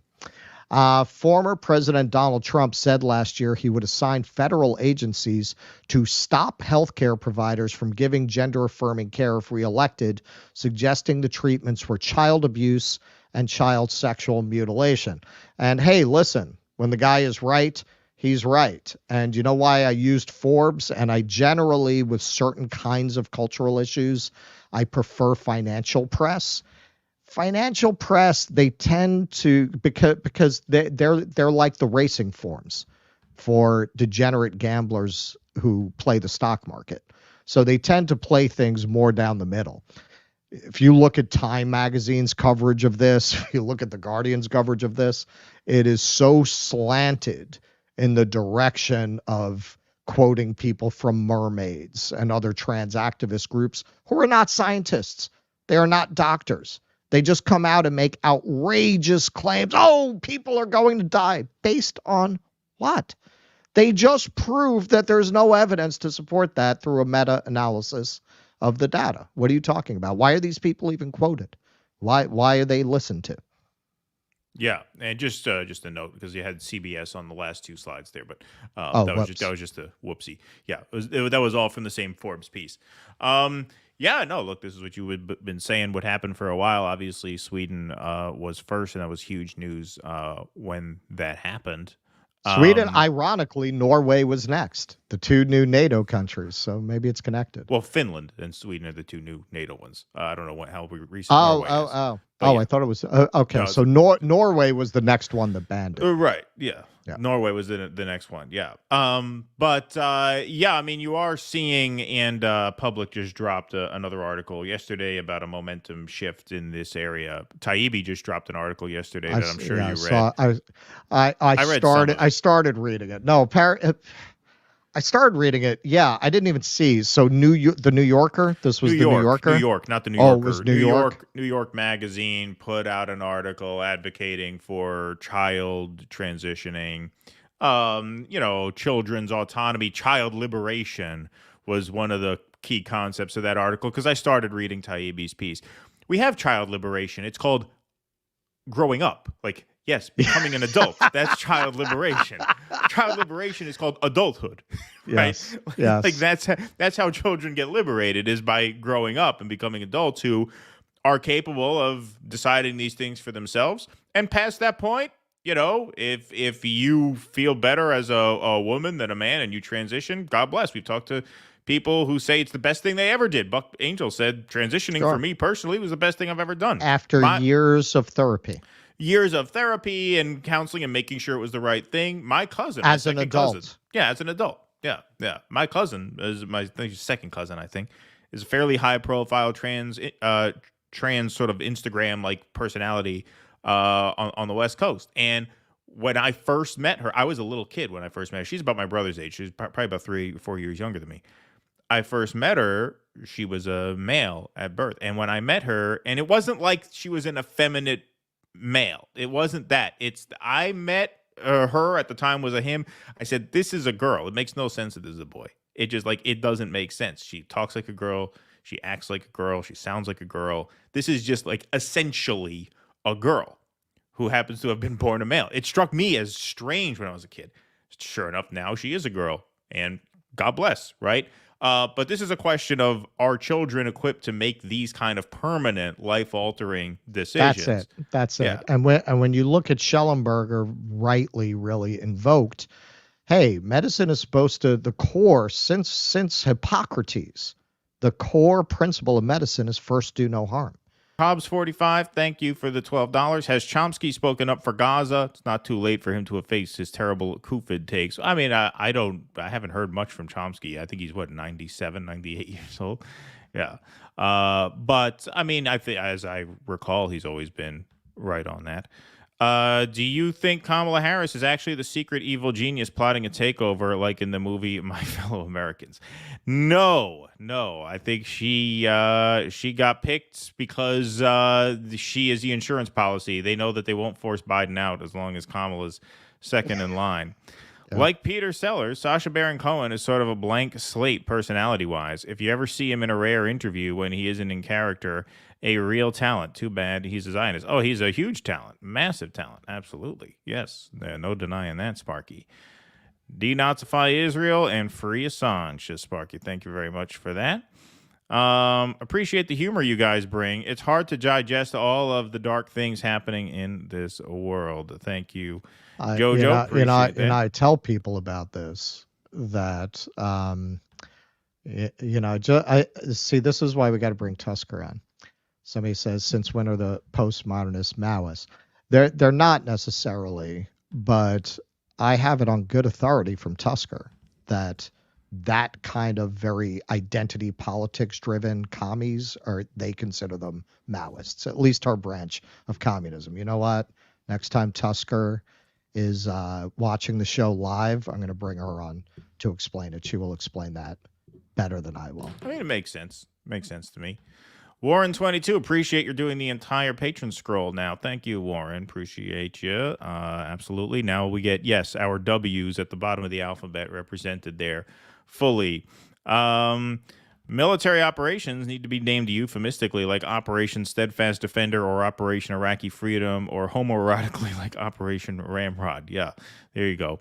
Bonzo Beans, don't throw out the baby with the bathwater. Our society has massive blind spots when it comes to child liberation and children's rights. Let's see here. I mean, it seems like what you're talking about is on the side of protecting children from psychos like this. That to me would be protecting child's rights and liberation. I forgot. Sparky, I deleted your Go Yemen, Fight the Power, but I have it memorized by now. So you'll be known to build a better world with bricks. So there we go. Okay, let's move on here. All right. This is a great story. The South by Southwest Music Festival is being held right now, I believe, as we speak. But a bunch of bands, in fact, every artist from Ireland, including Kneecap and Gavin James, pull out of South by Southwest Music Festival in solidarity with Gaza. Musicians drop out of lineup as a result of the U.S. Army's sponsorship of Arts Festival in Austin, Texas. This from the Irish Times. A number of Irish artists have pulled out of the South by Southwest Festival in solidarity with people of Gaza, citing the U.S. Army's sponsorship of the Austin, Texas event. Irish language rap group Kneecap, as well as bands Soda Blonde and Sprints, have also cited the presence of a subsidiary company of weapons manufacturer RTX, that is formerly Raytheon, at South by Southwest as a reason for canceling appearances at the Film, Media, Music, and Culture Festival. Singer-songwriter Gavin James has also announced his decision to pull out of the festival. NECAP announced its decision to pull out of South by Southwest on social media on Sunday, canceling 3 scheduled shows at the festival. It is done in solidarity with the people of Palestine and to highlight the unacceptable deep links the festival has to weapons companies and the U.S. military, who at this very moment are enabling a genocide and famine against a trapped population, the group said. The group said that they could not, in good conscience, attend the event, given the U.S. Army's sponsorship of the festival and the platforming of RTX Corporation, formerly Raytheon. Here's the tweet that they put out with their full statement. We will not be appearing at South by Southwest Festival. The U.S. Army is signed on as a super sponsor of South by Southwest, according to a post on the military's website. Collins Aerospace, a subsidiary company of Raytheon, RTX, will have a presence at the festival in Austin. RTX, one of the largest defense companies in the world, is known to supply weapons to the Israeli government. Quote, these organizations are literally profiting from and facilitating war crimes, NECAP continued. That the organizers of South by Southwest have taken the decision to mix the arts with military and weapons companies is unforgivable. It's a typo in the article. That they have done so as we witness a genocide facilitated by the U.S. military and its contractors is depraved, they said. Bands Soda Blonde and Sprints have followed suit, pulling out of the festival for similar reasons. Here's a statement, full statement from the Soda Blonde band. After careful consideration over the weekend, we made the decision not to board our flight from Dublin to Austin, Texas this morning. We have officially withdrawn from South by Southwest and will not be performing at this year's event. As an independent band, this decision entails a significant financial loss and was not arrived at lightly. However, it has come to our attention that the festival has formed partnerships that starkly conflict with our band's core principles and values. We have learned that the U.S. Army is a super sponsor of South by Southwest 2024, and Collins Aerospace, a subsidiary of the defense contractor RTX Corporation, formerly Raytheon, will be showing new defense technologies at the event.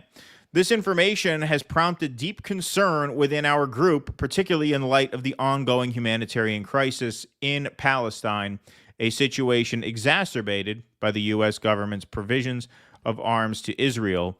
Music is about unity, healing, and the transcendent power of shared experience, not about endorsing or normalizing the machinery of war. The decision to involve entities directly linked to the global arms trade and by extension the ongoing atrocities in Palestine is not just tone deaf, it's morally reprehensible. We were excited to join South by Southwest, expecting a celebration of diverse voices and creativity. Instead, we find ourselves being asked to tacitly endorse the military-industrial complex, something we cannot and will not do. We stand in solidarity with all artists and organizations advocating for a world free from violence and oppression. We hope this decision contributes to a broader conversation about the responsibilities of cultural festivals and the power of the arts as a vehicle for positive change. Signed, Soda Blonde, Free Palestine, Ceasefire. Woo! Yes, well done. Dublin brand Sprints said on Instagram that they would pull out of the festival in solidarity with the Palestinian people and as a stand against the U.S. Army sponsorship and defense contractor involvement. In announcing his decision to pull out of the festival, Gavin James said that music and art should always stand on the side of peace and humanity. I will never support any event that is associated with weapons of war, he said. So that's great to see, obviously. We've seen a lot of artists cower on this issue. So that's one angle to look at this from. The other thing I should just say, and I'm sure most of you guys know this because South by Southwest is a huge festival. This would be like a filmmaker who finally, gets into Sundance and then at the last minute decides they're not going to go. Like, you are foregoing not just a huge payday from being there, but a huge opportunity. I mean, that is a major opportunity to get to play South by Southwest if you're an independent band. And to forgo that in solidarity, not just with the Palestinian people, obviously, but with your other fellow bands. You know, I think this got momentum. Like once a few start to boycott, you kind of look like the scab if you don't. You look like a dick. Yeah. Right. And then that creates this real solidarity where now every Irish band on the lineup has now pulled out. Yeah, this is really encouraging to see because it indicates to me a breakdown in what you might call the TED Talkization of America's intellectual life. It's very much reflects what Anand Giridharadas is describing in Winners Take All, a book I recommend to anyone, however you feel about some of his subsequent statements. That book is a great picking apart an expose of how we got here and the world that we're living in, where these multinational corporations after the 60s and 70s decided to put enormous amounts of money into funding university departments and programs within university, where basically they would take the kind of people who might have wound up going into social work and political activism in earlier generations and basically grooming, I think I can use it in this context without getting us pulled off the air, and grooming them into a career at McKinsey. Right? Well, how are you going to change the world if you don't know how it works? So you go do a few years at McKinsey and then you'll know how to scale up your programs. And this is how you wind up with micro loans for women and all of these ideas. They took all that idealistic energy and channeled it in a direction that would not threaten the core premises of capitalism. And they took people who might have been a threat and neutralized them early through the university system. Things like South by Southwest, the Aspen Institute, TED Talks are kind of an extension of normalizing this capitalist ethos. And that is why you would have an arts festival that is having the U.S. Army as a super sponsor. That would have been inconceivable in, say, 1975. Right, that you would have a music festival sponsored by the U.S. Army because there was a point of view and a principle. They have very effectively eroded that and turned it towards, I will again quote our colleague Tusker, a consumer fetishism. Right now, what is music? It's a poster you put on your wall. Right, it's a T-shirt that you wear. It's not a principle, but now we're turning back towards that, and that I would hope, and I think will happen with Gen Z. It's going to shatter that winners take all consensus. It's going to shatter that TED Talks consensus. TED Talks and that it's all connected. Very much functions to sanitize an insane system.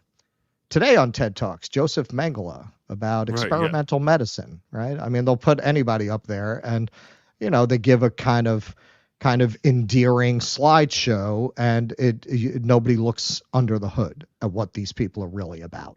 And that's what South by Southwest functions as well. You connect these billionaires to artists and entrepreneurs and companies, and the whole thing sanitizes and validates the entire system that all of these things reflect. It's funny, the Rolling Stones are touring right now, but the Rolling Stones were kind of pioneers in turning rock concerts away from being these rebellious countercultural events and towards sucking up as much money as possible from the audience. They were one of the first bands, and they were called out at the time in alternative newspapers for over commercializing the experience. But now we're there. Now you look at people like Elton John. It's all fashion designers. Very Bono is probably the ultimate example of the South by Southwest mentality. The way it's you can be a cool rock star and also pose with George Bush. Well, yeah, I mean, you look at Rolling Stone magazine; it's a perfect example. Of something that was really just like this radical newsletter, back in the day. And one of the newsletters that called out the Rolling Stones back then, in spite of their title. Yeah, and now look what it is, right? It's all just the most banal sort of, lib takes and, 5-star reviews of bad U2 albums, right? Or like Bruce Springsteen live albums. Damn that's you, all Rogan! Exactly. Yeah, that's all that is now. That's all that is now. So it's a great example of that. But obviously, good on these artists for doing that. That's great, and I hope people check them out. I hope people listen to them. So what is it? Kneecap, Soda Blondes, and what was the other one? Gavin James, I knew, but what was the other band? Sprints, the other one. All right, beautiful. All righty. Here we go. Let's see. Puberty blockers for minors opposed to puberty blockers for adults. UK's got their shit together, I guess. Well, there are no. It's not a puberty blocker once they're an adult. Why would you? Yeah. Right. Why would you? I mean, it's it's a castration drug in adults. I don't think they do that kind of thing in the UK though. We'll do that here. In some prison systems, you'll offer people who are convicted of sexual assault in exchange for parole. They have to take Lupron, I think it is the puberty blocker. Oh, interesting. Yeah. Sparky, thanks for the $5. Nerds are by definition socially challenged. So why are a bunch of globalist nerds in charge of creating a utopian society? Good point, Sparky. It's me, I'm here. Says YouTube took my super chat and didn't show it. Oh, I'm sorry about that. Yeah, but it looks like you got another one in down here, right? Yep, you did. Giovanni, thanks for the $4. Just in time, Ireland's not a member of NATO, so it's smarter than Sweden. How is Ireland on trans issues? Do you know that?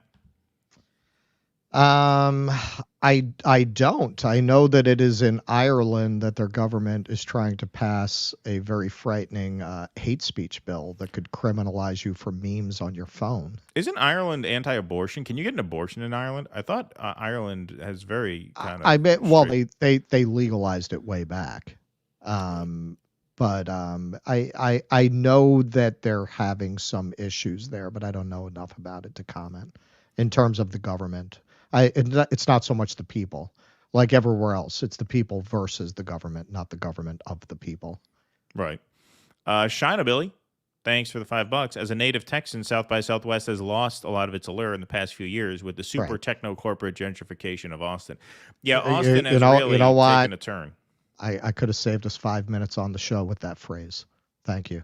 Yeah. That's what I was trying to say. Super techno corporate gentrification. Yes. Austin was great. I was in Austin in 2007 for like a week, and it was great. But that was before the Silicon Valley types moved in. Yeah. But it was a great town when I was there. I haven't been back since.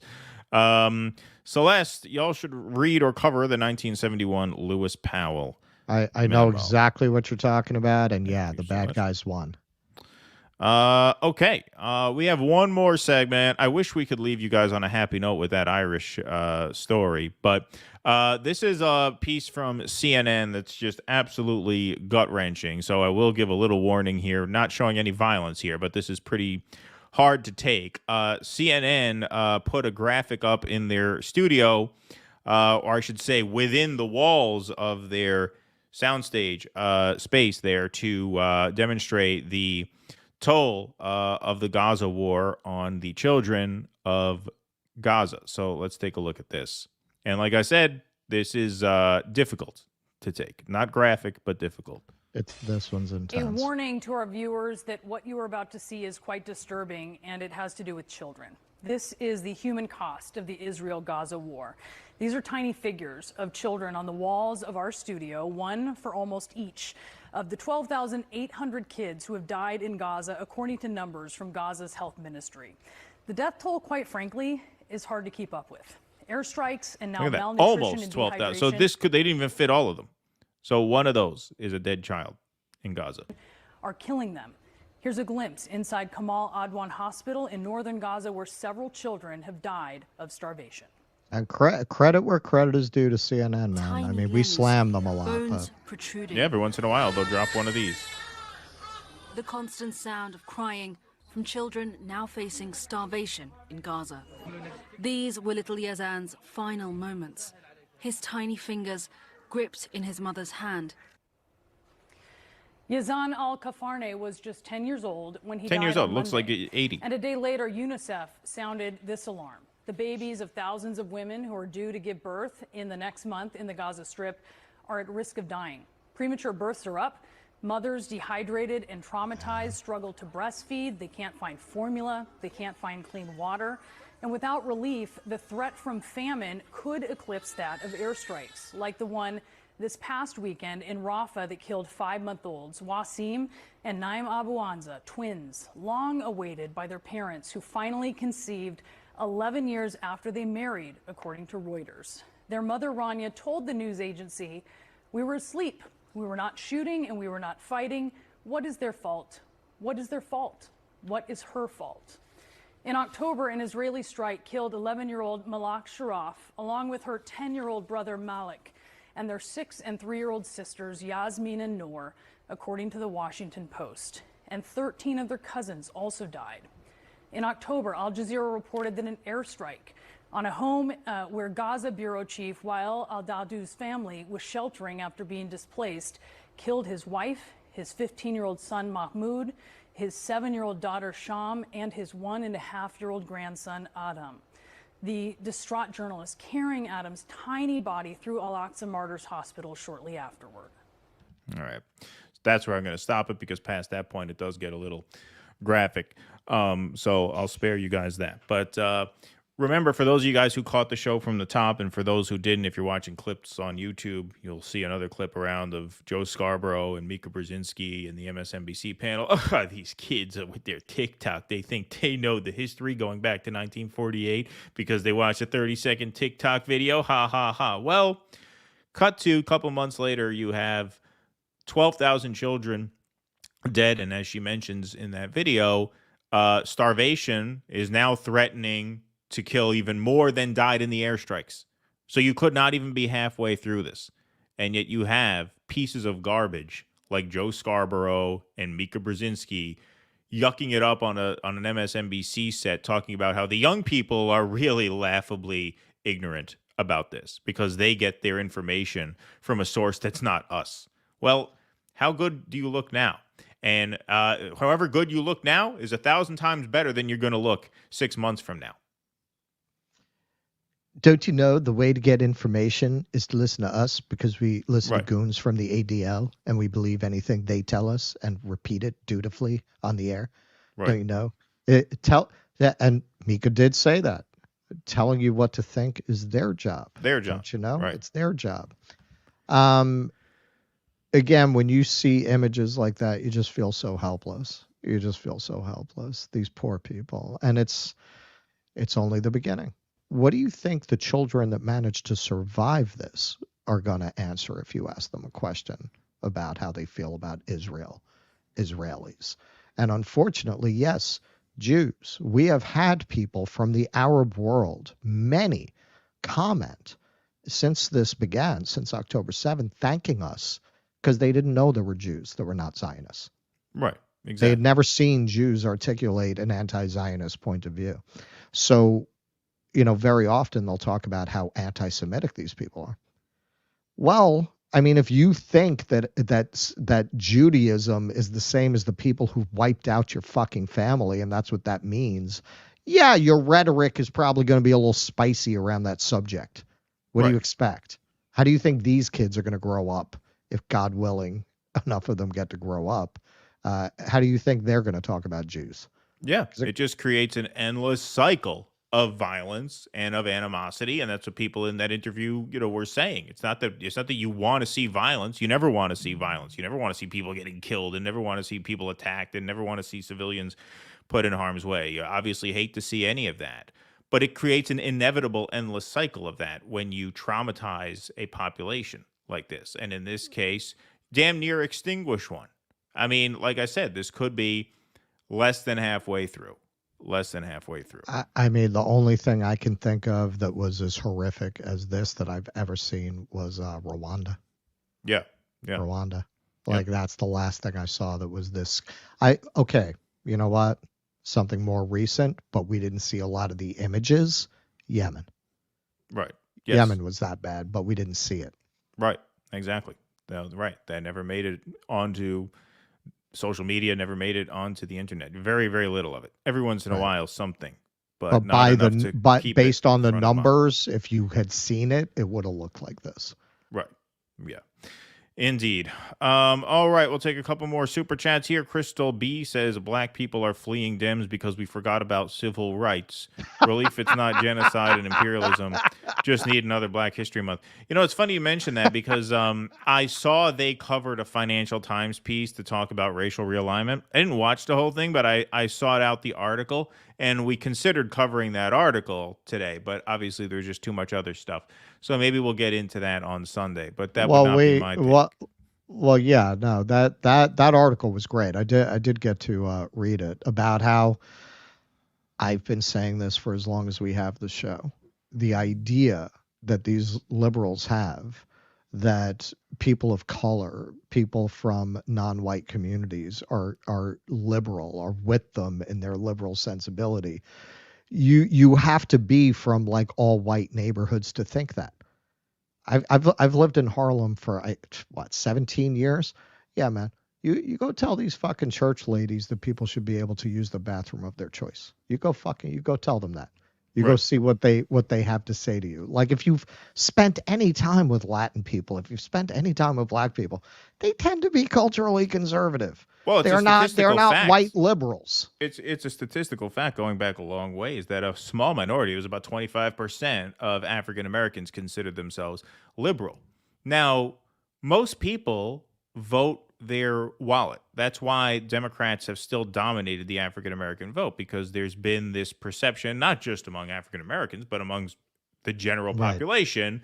You know, this is going back 20, 30 years and more, that the Republicans were for the rich and the Democrats were for everyone else. And so because diverse populations skew toward the lower end of the economic ladder and rich people skew whiter, you used to have a lot of black and brown people vote Democrat overwhelmingly, not because of their cultural views, but in spite of their cultural views, because they vote on economics. That was the point the article made. Right. They vote on economics first and foremost. But if you're the Democrats and you stop delivering on economic progress, well, then you take that off the table, right? Well, and that's what happened with the white working class. Right. The white working class was not culturally aligned with the Democratic Party either, but the economics bought them off. Right. Exactly. And once that stopped delivering, they were like, that's basically what the article said, that if you look at these Asian, Latino and black populations that are shifting to the Republicans, it's not that their ideology shifted, it's that they're voting for the party that aligns with their beliefs. They were voting for the wrong party in the first place. Right. Exactly. Sparky, thanks for the $2. At least Burning Man hasn't been co-opted yet. Yeah. We'll see what the next Burning Man brings. Last year's went so well. Kuznetsky was saying Israel has destroyed itself. Thank you, Kuznetsky. Let me see here. Okay. Old Stoner, you were responding to someone else in the chat, but you did put $1 on it for some reason, so I'll put that up here on Rumble. Thank you, Old Stoner. I notice a lot of MSM think it's because they are asking what history will say. It's too late. They have all excused it, and it's too late for them to be forgiven. Well, yes, it is too late for any real redemption at this point. It's too late. It is too late, if that's what you were referring to. Okay, that is our show today. It has been one hell of a week here. I just want to throw this up, and it's a good point. And I've mentioned a few times the documentary Uncle Tom about black conservatives, and this is a point that they make. Many of us also hate that white suburbians only see us as victims. It's so aggravating. We can talk about and acknowledge history, but we're not helpless. I think that's a good point. And again, it's one of those things.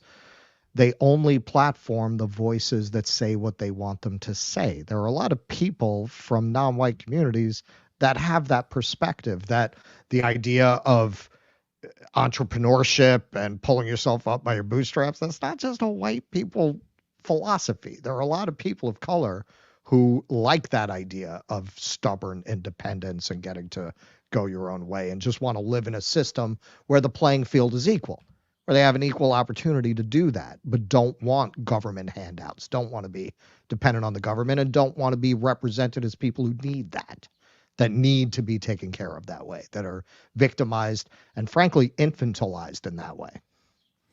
All right, that is our show. Let's have a round of applause for our producer, Jake, even though he's not here, for creating this nifty Rumble app. Thank you, Jake. That made this much easier this morning. We thank you all for being here. Please hit that subscribe button on the way out. Hit that follow button on the way out over on Rumble. Like I said, you could support the show by going to patreon.com/DoDissidents, DoDissidents.substack.com, or you can join our locals at DoDissidents.locals.com. If you are watching on Rumble, hit that join button right underneath the screen. Sign up. That is a great way to support this project. We are off until Sunday night. We will see you guys again then, Sunday, March 17th. St. Patrick's Day. You guys will be feeling pretty good by the time we're on. 7 p.m. Eastern this Sunday. That is when we will see you all again. Until then, thank you very much for this morning. Be safe and be well. Courage. Please clap.